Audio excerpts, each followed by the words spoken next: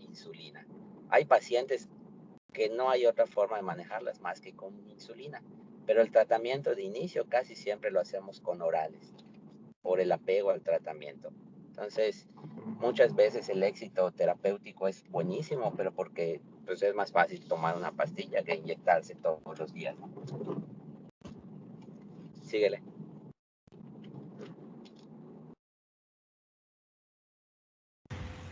Y la epilepsia es otra de las enfermedades que hay que tener en cuenta, ya que en comparación con las mujeres no afectadas, las personas con trastornos convulsivos tienen un riesgo aumentado de tener neonatos con anomalías estructurales. Los medicamentos que están contraindicados son el ácido valproico y la trimetraliona, y la prevención es con ácido fólico de 4 miligramos. Se recomienda suspender la medicación anticonvulsiva antes del embarazo en candidatas adecuadas que cumplan 4 requisitos, que son estar libre de crisis de 2 a 5 años previamente, mostrar un único tipo de ataque, un examen neurológico de inteligencia normal y resultados de encefalograma que se han normalizado con el tratamiento. Y la siguiente. En el caso de las inmunizaciones durante el embarazo, pues esta va a depender según el tipo de vacuna. Los toxoides como el tétanos resultan adecuados durante la gestación. Las bacterias o virus muertos como la gripe, el neumococo, la hepatitis B resultan adecuadas durante la gestación.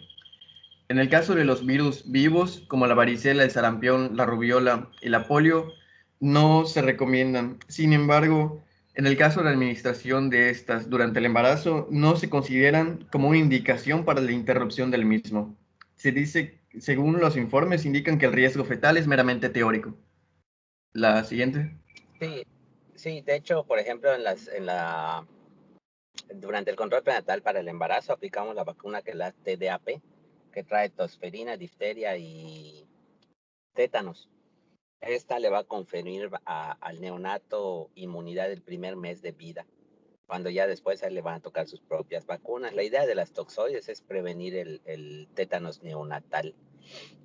Cuando se corta el cordón umbilical, pues es una vía de entrada directa a la circulación del bebé, aunque se tenga un cuidado y mucha higiene durante el procedimiento, pues es un riesgo, ¿no? Entonces, por eso se aplican las vacunas a la madre y esto sirve como prevención para el bebé. Eh, Hablando de vacunas nuevas, ya salió un estudio acerca de vacunación de COVID y embarazo. En este estudio se encontraron pacientes que tuvieron abortos, amenazas de parto, pero que no se salieron de lo esperado. Estuvieron dentro de la tasa normal en la que suceden estas patologías. Entonces se concluyó que no hay un aumento de riesgo para la mujer embarazada. Lo único que se observó es que las mujeres que están en tercer trimestre presentan menos molestias con la vacuna. ¿Cuáles? Pues las propias de la vacuna, ¿no? Dolor en el sitio de inyección, cefalea, diarrea, mialgias, artralgias, son menores en el tercer trimestre. Pero fuera de eso, se pueden vacunar con relativa seguridad. Es opcional, no se ha puesto como algo obligatorio porque todavía se sigue estudiando, pero lo que ha salido hasta la fecha es que se pueden aplicar sin problema la vacuna de COVID. Y la otra vacuna que está indicada en el embarazo es la de influenza. La influenza y el embarazo se llevan fatal. En el 2009, cuando hubo la epidemia de H1N1, se nos murieron un montón de embarazadas, porque la neumonía por influenza es espantosa. Entonces es muy importante, se tiene que aplicar la TDAP, le ponen toxoides, luego le ponen su refuerzo a los 2 meses y la de influenza apenas esté disponible. ¿De acuerdo? Y nuevamente la de COVID es opcional, pero pues por el riesgo-beneficio sí vale la pena. La mujer embarazada tiene 2 veces más riesgo de tener complicaciones graves que la no embarazada. Entonces sí es importante la vacunación. Adelante.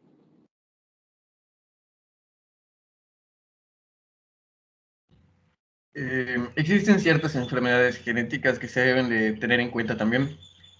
Para ello es preciso identificar en el historial familiar según los registros médicos. En el caso de las enfermedades del tubo neural, se recomienda que todas las mujeres que puedan quedar embarazadas tomen diariamente de 400 a 800 microgramos de ácido fólico vía oral antes de la concepción y durante el primer trimestre. En el caso de la fenilcetouria, como la fenilalanina es un aminoácido que atraviesa fácilmente la placenta y puede dañar los órganos en desarrollo, se recomienda una dieta restringida en fenilalanina. Los niveles ideales en sangre son de 120 a 160 microgramos por mol. Y en el caso de la talasemia, se ofrece un examen diagnóstico que es el diagnóstico genético preimplantacional. La siguiente. El historial social es otro factor que se debe de identificar. En el caso de las drogas recreativas y fumar, o el alcohol, causa múltiples discapacidades de desarrollo y el síndrome de desarrollo fetal. Estas deben de suspenderse durante el embarazo. En el caso de las exposiciones ambientales, como químicos por ejemplo, el plomo, el mercurio e incluso los fertilizantes, también debe de evitarse esas exposiciones. En el caso de la dieta, debe de vigilarse la pica, que la pica es el antojo de consumir sustancias no nutritivas como lo pueden ser el consumo de tierra, el consumo de cal de las paredes o mascar hielo. Las dietas vegetarianas no están recomendadas, sin embargo, con el suplemento adecuado sí se puede llevar a cabo. También debe de vigilarse los trastornos de la conducta alimentaria como la bulimia y la anorexia. Debe de vigilarse también la obesidad, ya que representa un riesgo para la preeclampsia, para la diabetes mellitus estacional y complicaciones operatorias. En el caso del ejercicio, no hay datos que sugieran que pueda ser dañino. Únicamente se le deben de vigilar que no se produzcan lesiones ortopédicas debido a la pérdida del equilibrio o a una mala posición. En el caso de la violencia de pareja en la intimidad, esta está asociada a la hipertensión, a la hemorragia vaginal, a la hiperémesis y a partos prematuros y en neonatos con peso bajo. Existen varias maneras de identificarlo y si es necesario se requerirá de una intervención por parte del médico y de otros profesionales para que sea un abordaje multidisciplinario. Te voy a interrumpir. Con respecto al riesgo de trabajo, aquellas mujeres, por ejemplo, las que son químicas, que trabajan con sustancias químicas, aquellas que trabajan en laboratorio con agentes infecciosos, ellas tienen que tener mucho cuidado, ¿no? Incluso a veces dejar de hacer ciertas cosas.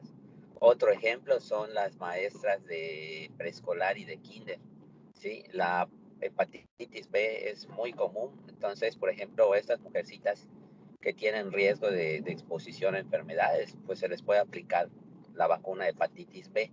Esa no se usa de rutina en el embarazo, sin embargo, aquellas que tienen riesgo como estas que acabo de decir, pues sí hay que ponérsela, es mejor ponérsela.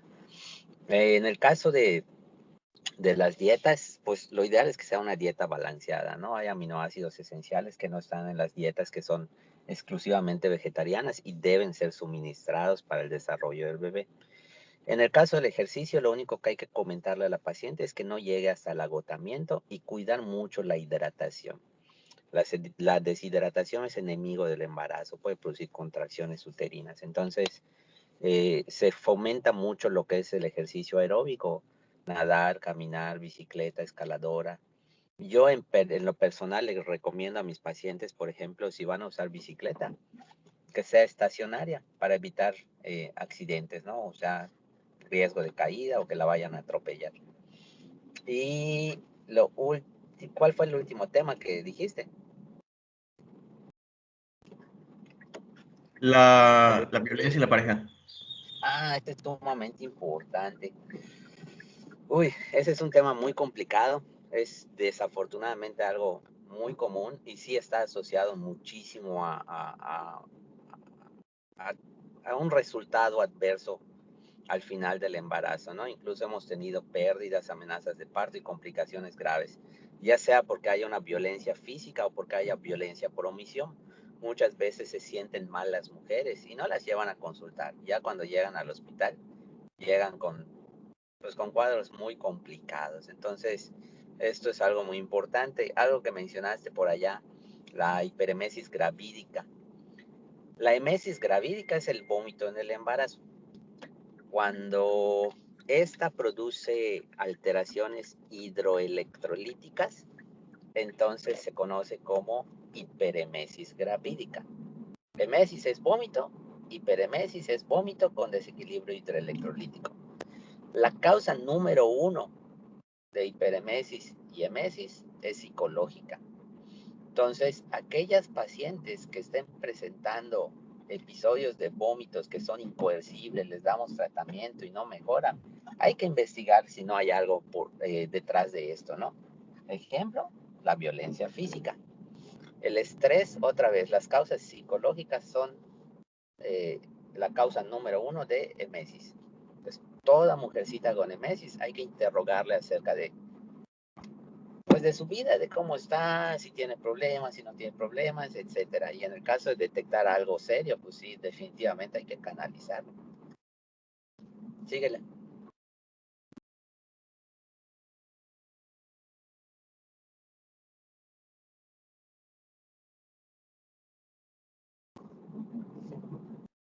Continúa, por favor.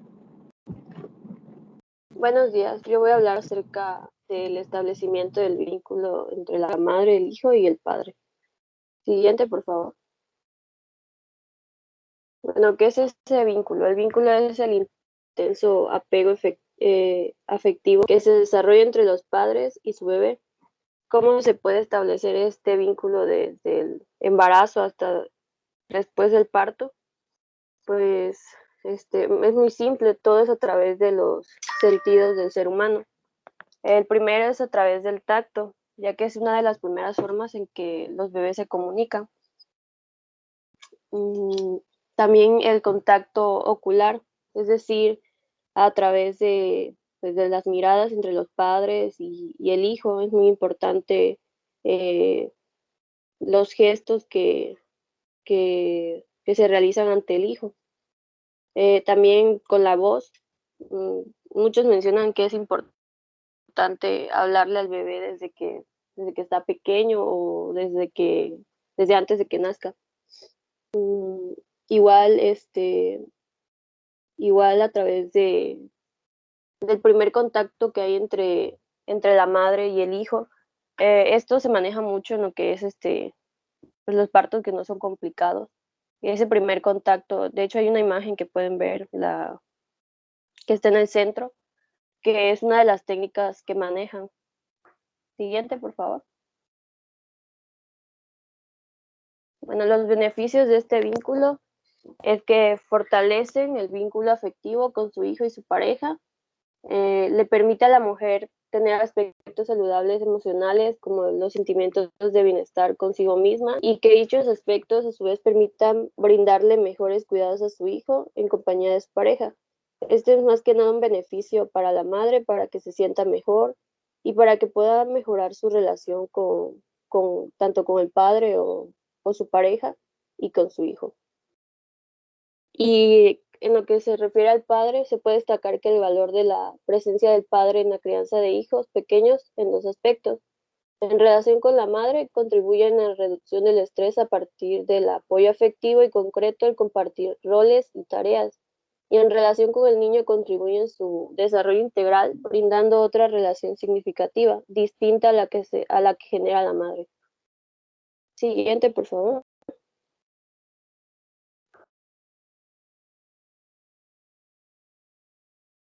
Estos vínculos afectivos tienen un valor adaptativo para el bebé, garantizan que sus necesidades psicosociales y físicas sean satisfechas. Fortalecer ese vínculo entre los padres y el hijo favorece conductas saludables de cuidado, disminuye el riesgo de aparición de trastornos mentales derivados de la gestación y permite crear y fortalecer las redes de apoyo de cada uno de los miembros del vínculo. Siguiente, por favor.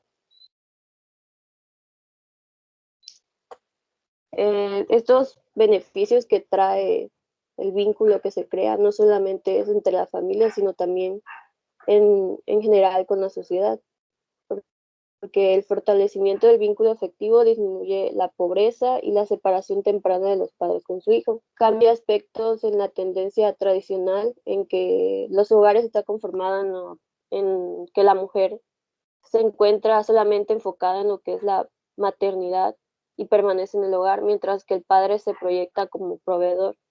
Y este vínculo cambia esa tendencia, lo que crea que que los padres se acerquen más a sus hijos o hijas, que participen en la crianza y se cuestionen en el rol de proveedores, mientras las mujeres se pueden desarrollar en otros proyectos de su vida que se suman al de la maternidad. Siguiente, por favor. Las dificultades que se pueden atravesar al intentar crear ese vínculo es muchas veces la depresión postparto que se da en las madres, los bebés prematuros que se encuentran en cuidados intensivos y el cansancio y fatiga de los padres. Siguiente.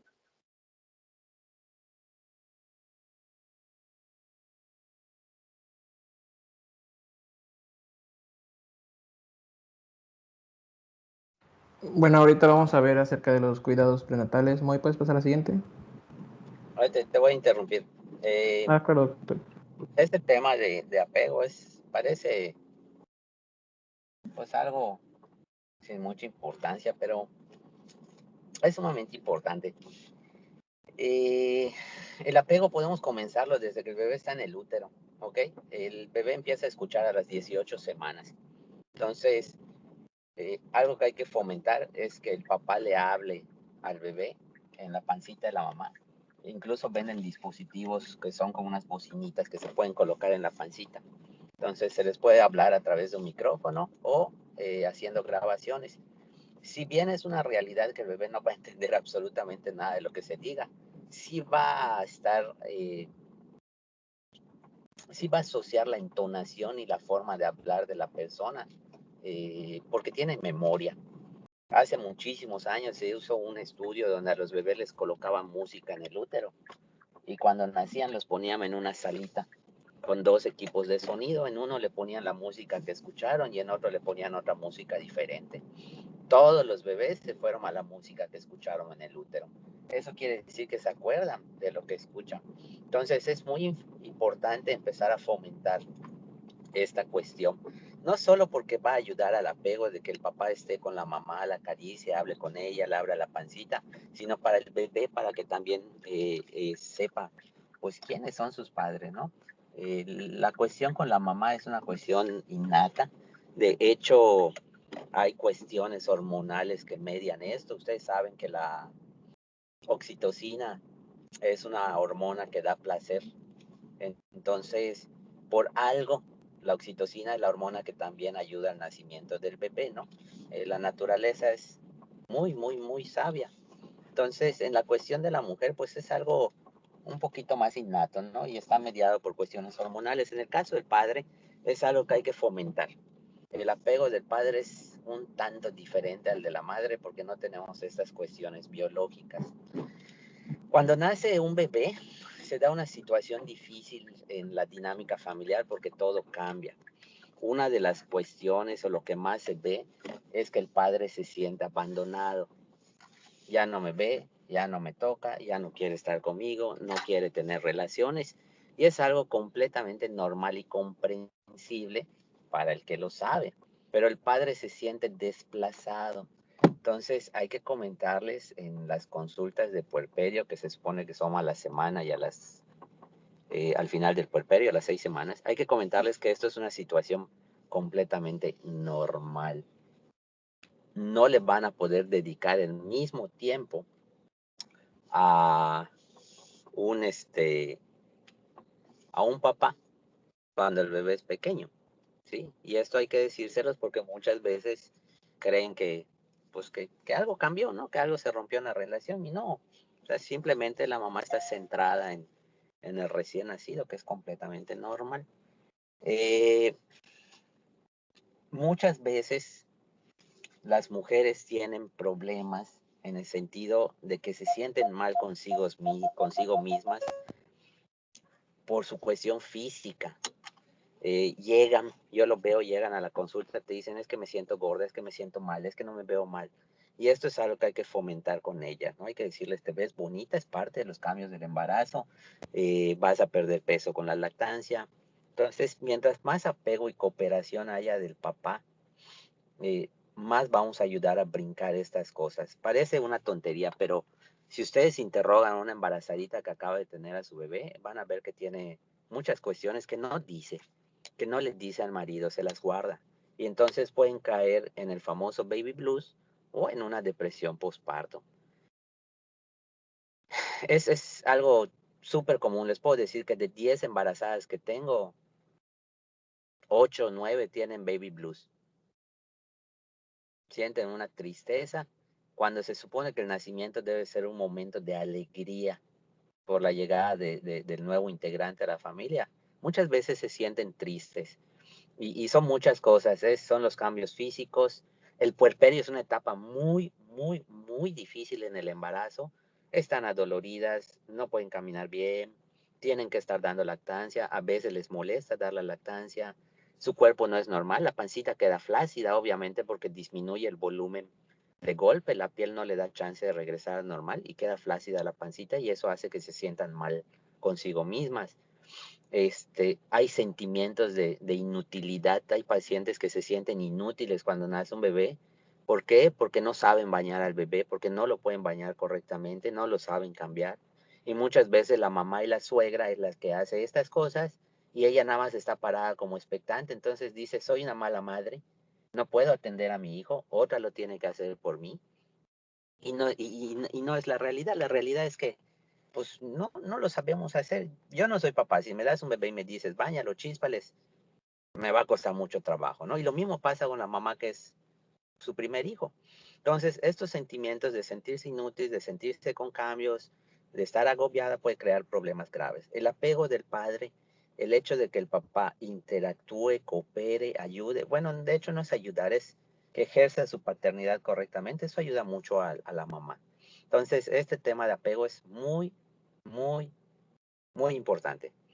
Cuando tengan alguna compañera embarazada o algo, si tienen la oportunidad de platicar en petit comité con ella e interrogar estas cosas, van a ver que es algo muy común.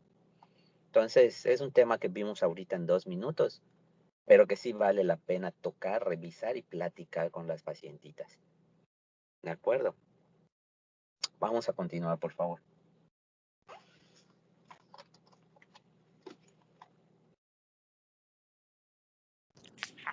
Bueno, pues este va a ser un tema a continuación del que ya expuso David y que prácticamente es un resumen de algunos puntos que ya hemos visto a lo largo del curso. ¿Puedes pasar a la siguiente, Muy?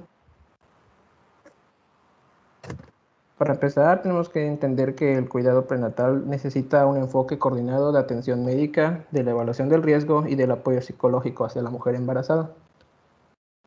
Los objetivos de este van a ser el definir el estado de salud de la madre y el feto, el estimar la edad gestacional e iniciar un plan para la atención obstétrica. Bueno, ahorita vamos a ver sobre el registro prenatal, el cual va a ser un documento donde se van a llevar el registro de cierta información y que nos va a permitir a la vez dar seguimiento durante las consultas a la mujer. Pasa a la siguiente, Muy. Lo primero que nos encontramos es las definiciones. Tenemos que la nuligrávida va a ser la mujer que nunca se ha encontrado embarazada. La grávida es aquella mujer que está o embarazada actualmente o ha estado embarazada en algún momento. La nulípara, la cual nunca ha completado un embarazo más allá de las 20 semanas de gestación. La primípara, que va a ser aquella mujer que ha parido solo una vez, sea un feto vivo o muerto, y que tiene que cumplir con la misma regla de las 20 semanas de gestación. Y la multípara es aquella mujer que ha completado 2 o más embarazos hasta las 20 semanas de gestación. Siguiente, muy. Bueno, tenemos la duración del embarazo. Como ya sabemos, la duración del embarazo se puede calcular a partir del primer día del último periodo menstrual y por lo general suele durar entre 280 días o 40 semanas. Sí, hombre. ¿Cómo le va? Ya, muy bien, ya ¿Sí? jubilado. ¿Se jubiló? Ya, estoy jubilado. Qué Desde bueno. el día 1 de este año. No sabía, yo pensé que seguía en el materno. Ahorita riego el jardín en mi casa, preparo el café, hermano.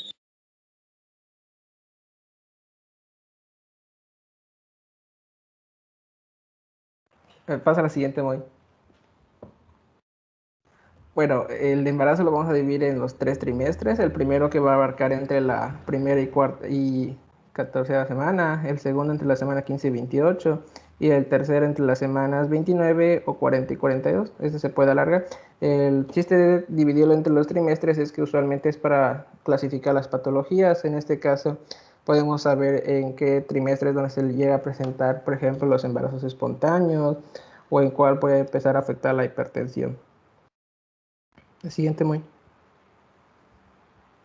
Bueno, ahorita vamos a hablar sobre la salud anterior y actual. Esta información sobre el embarazo es esencial debido a que muchas complicaciones obstétricas tienden a reaparecer. Por ejemplo, si ya se tiene el antecedente de embarazos espontáneos en la mujer, es muy posible que estos se vuelvan a presentar. Por lo tanto, es necesario que el médico se entere de esto y se quede en el registro prenatal por si se llegara a tener consulta con otro médico. A la siguiente, Muy.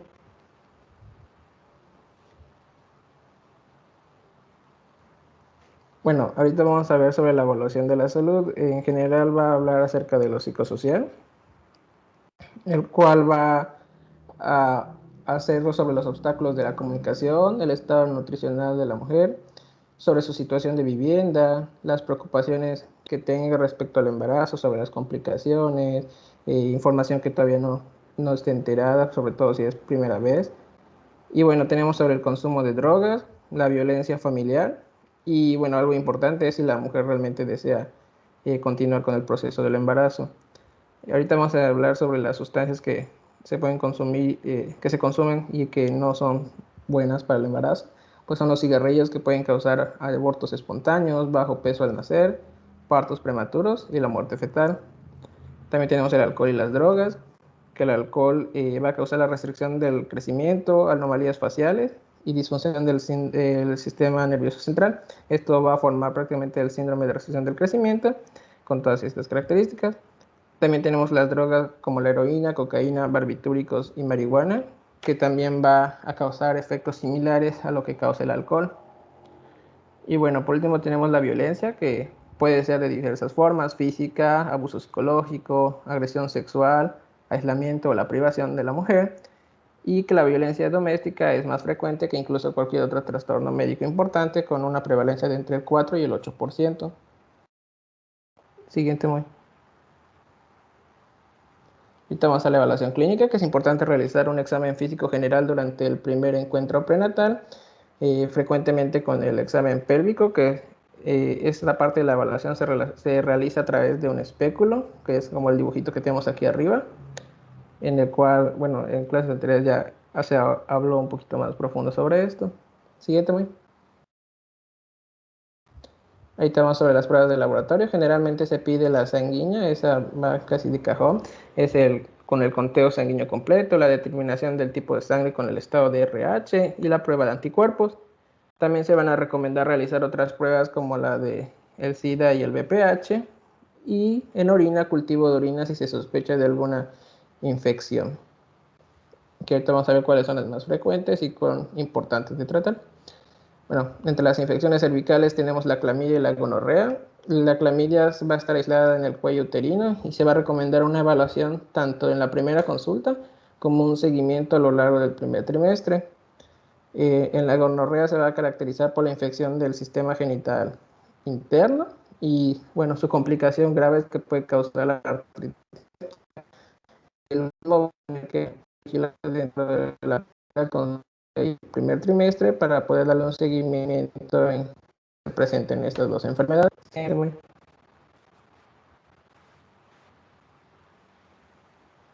Bueno, ahorita vamos a hablar sobre la vigilancia prenatal. La siguiente, por favor.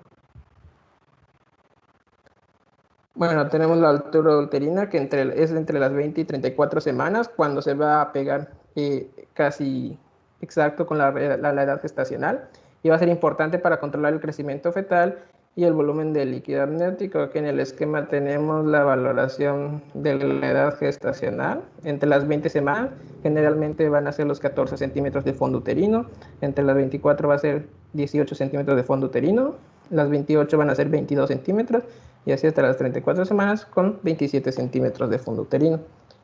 Siguiente. En la vigilancia prenatal va a ser necesario algunos estudios adicionales como los sonidos cardíacos y la ecografía. En los sonidos cardíacos lo más común es que se haga el ultrasonido por Doppler, donde el sistema cardíaco ya es detectable a partir de las 10 semanas. Y va a ser importante tener en cuenta que en los fetos la frecuencia de los latidos cardíacos va a ser entre 110 y 160 por minuto. Bueno, en la ecografía pues es lo que se conoce como un estándar por la información que puede aportar respecto a la anatomía, crecimiento y bienestar, aunque en ocasiones por el costo no se recomienda tanto hacerlo, pues se puede utilizar algunos otros medios para poder obtener la misma información muy cercana. Siguiente, muy. Bueno, ahorita ya expusieron acerca de la diabetes gestacional, pero bueno, toda mujer debe ser examinada para detectar diabetes mellitus independientemente de sus antecedentes. Esta se va a recomendar entre las 24 y 28 semanas para poder tener un análisis más apegado a la realidad. Siguiente, muy. Ahí te voy a detener un segundo. El tamizaje de diabetes gestacional se hace entre la semana... Bueno, si la paciente tiene factores de riesgo, se hace en la primera consulta y se vuelve a repetir a la semana 24-28. ¿Por qué entre la semana 24-28? Porque es cuando aumenta el pico del lactógeno placentario y el lactógeno placentario está asociado a diabetes gestacional porque produce cambios en el metabolismo de la mujer. ¿Qué pacientes tienen factores de riesgo? Aquella que sea gordita, aquella que tenga antecedentes de diabetes en la familia o aquella que haya tenido diabetes en un embarazo previo o simplemente por el hecho de ser latina. Entonces, pues todas nuestras pacientes tienen factores de riesgo. El embarazo es un factor, la raza es otro factor, y si le agregamos que la mitad de la población yucateca tiene algún familiar diabético y todo, pues no, todas nuestras pacientes se vuelven candidatas.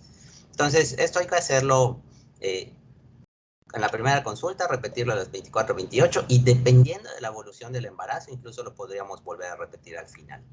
¿Ok? Es muy importante, es una enfermedad silenciosa, entonces no nos va a dar ningún signo ni síntoma hasta que de verdad esté complicado el asunto. Entonces sí es importante este tamizaje.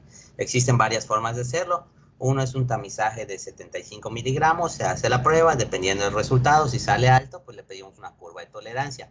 Yo en mi consulta a todas las pacientes les hago una curva de tolerancia de una vez. ¿Por qué? Porque pues es una forma más sensible de diagnosticar lo que es diabetes gestacional, ¿no? Yo hago la de 100 gramos porque hay quien hace de 75, yo hago de 100 gramos porque hace que la prueba sea todavía más sensible porque la sobrecarga de glucosa es mayor. ¿Ok? Continúa. Ok, ahorita vamos a pasar con el defecto del tubo neural, donde el examen se recomienda realizarlo entre las semanas 15 y 20, a excepción de que se busque confirmar aneuploidía fetal. Entonces, en este caso se va a realizar entre las semanas 11 y 14. Esto va a ser de acuerdo al protocolo que se quiera realizar, seleccionado. Entonces, ya va a ser a criterio del médico. Siguiente, muy. Bueno, respecto a la consejería nutricional, nos dice que son 3 principales factores. La ganancia de peso, como ya habíamos explicado, el aumento de peso materno va a influir en el peso al nacer. Generalmente las mujeres tienden a ganar, más o menos el promedio es entre unos 7 kilos y que al final del periodo del embarazo se van a terminar perdiendo. Después tenemos la desnutrición severa, que va a ser una privación alimentaria general y sus alteraciones van a estar principalmente afectadas en el desarrollo cerebral. Por último tenemos la retención del peso, donde es importante entender que no todo el peso se va a perder inmediatamente, sino que puede, por ejemplo, entre las 2 semanas posteriores hasta fácil un mes dependiendo de la mujer. Incluso pueden todavía quedar algunos remanentes. Siguiente, muy. Bueno, ahorita vamos a pasar a las preocupaciones comunes que se encuentran durante el periodo del embarazo. Para empezar es el empleo. Generalmente todas las mujeres pueden seguir trabajando durante el embarazo, a menos que ya esté muy cerca del periodo del parto, donde puedan pedir una licencia por maternidad. pero en general no pueden ser restringidas del empleo. Sin embargo, hay que tener consideración que algunos trabajos pueden ser peligrosos para la mujer, sobre todo para el proceso de parto. El ejercicio no va a ser necesario limitar el ejercicio, siempre que se tenga en cuenta los límites que se pueden, entre los límites que se puede hacer. Igualmente están los mariscos, que muchas personas pueden pensar que se deben prohibir, pero al contrario, los peces son una excelente fuente de proteínas y bajos en grasas saturadas, por lo tanto, le proporcionan bastantes nutrientes a la madre y al feto. Siguiente, muy. Con respecto al consumo de mariscos, ya se había comentado, evitar aquellos que tengan metales pesados como el atún, el marlín, etcétera, y tratar de evitar el consumo de alimentos crudos. En nuestra región somos una región donde se hace mucho alimento crudo, los ceviches, por ejemplo. Entonces, recomendarle a la paciente que si va a hacer un ceviche de camarón, primero sancoche el camarón y luego lo macere con el limón. Cuando maceramos la carne solo con limón, pues obviamente no se eliminan ni bacterias, ni virus, ni nada, ¿no? Entonces, por ejemplo, si va a hacer ceviche de pescado, hay que sancochar la carne de pescado para que la temperatura elimine todas las cuestiones infecciosas que pudieran haber y después escurrirlo y macerarlo con el limón. Y entonces así lo puede consumir sin problema. Pero crudos de preferencia no. Dice la norma que pueden consumir hasta 150 gramos, pero si pueden cocer el alimento, pues mucho mejor. Las infecciones gastrointestinales son difíciles de manejar porque nos limitan mucho los medicamentos que podemos utilizar. Entonces, nada más esa recomendación.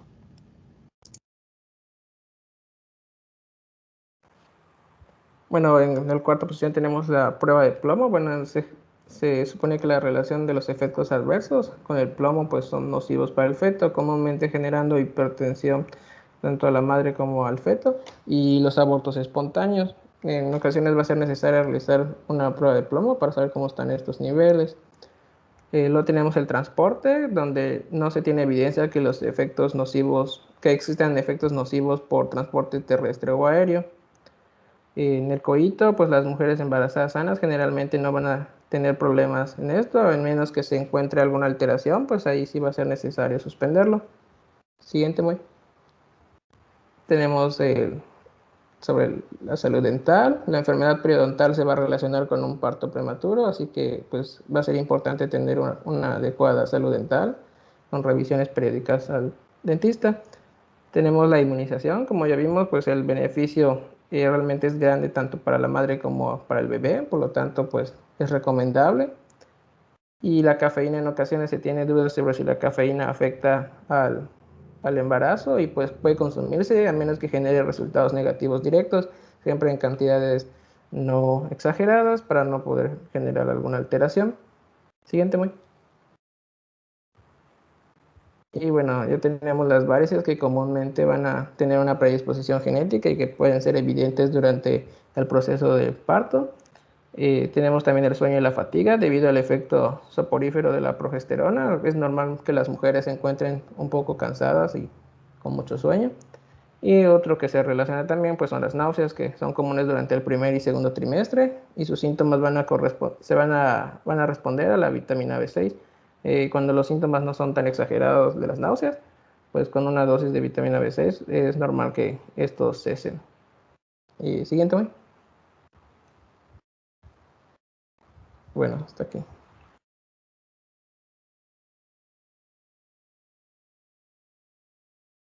Y pues el último apartado corresponde al inicio y las etapas del trabajo de parto, pero pues no sé si hay tiempo ahorita porque ya son las 9, doctor. Sí, continuamos el martes. Vamos a terminar el martes este tema y el jueves hacemos repaso. Ok, doctor. Que tengan un bonito día. Suerte, niños. Cuídense.